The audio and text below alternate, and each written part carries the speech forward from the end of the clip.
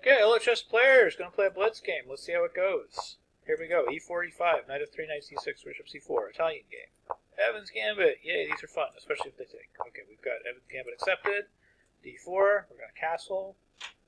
Now on pawn captures, I'm trying to remember. I think we're just supposed to play knight g5 here, and then queen h5 is winning. Yay!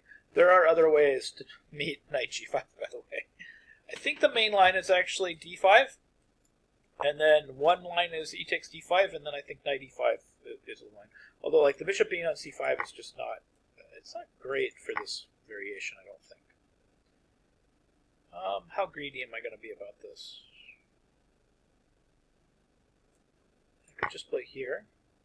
I guess here is, like, resignable. Like, I could have picked up this bishop as well, but that's made. So yeah, this isn't supposed to be all that great. So just like to learn the theory here. So I guess this is kind of a short video. Knight g5. I want to say knight g5 is a move in the database here. Not in the master's database, obviously.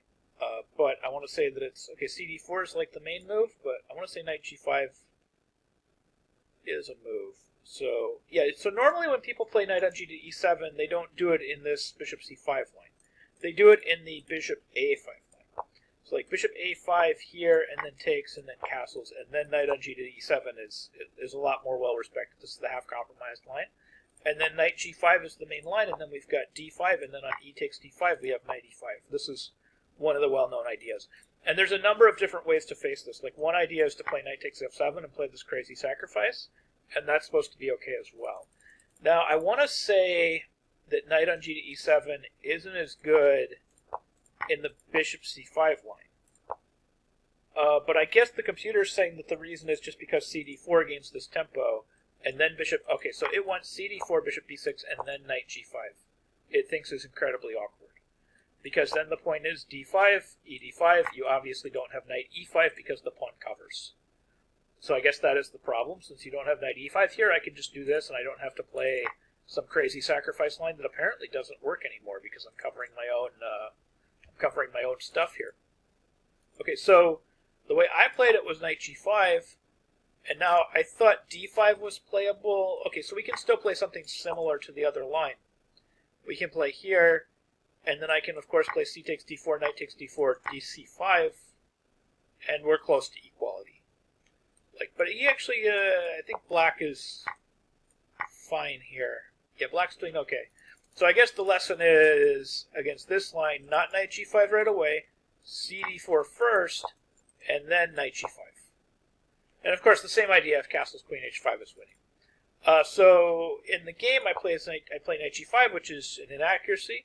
He castles kingside, which immediately loses, queen h5. Here, knight f7, rook f7, bishop f7. Yeah, king h8, bishop h6 is winning. So, anyways, hopefully that helps you learn a little bit of the theory about it, what's going on between bishop c5 and bishop a5. And actually, in this case, I didn't take advantage of bishop c5 properly. I played knight g5. I should have played cd4 first, and then knight g5 would have been correct. I managed to win the game anyway because, of course, my opponent followed up against knight g5 with the very incorrect castles kingside. If he'd found the correct line, the position just would have been equal, and I would have had nothing. So cd4, bishop b6, knight g5 is advantage white. That's the way you should play it. And also, if you play the half compromised as black, you should do so with your bishop on a5. So you're not losing that tempo to c captures d4, and then having to deal with knight g5 where you don't have the move knight e5, which will inevitably be able to defend everything. So anyways, I hope you learned something about the theory there. Hope you can employ those ideas in your own games. Thank you very much for watching.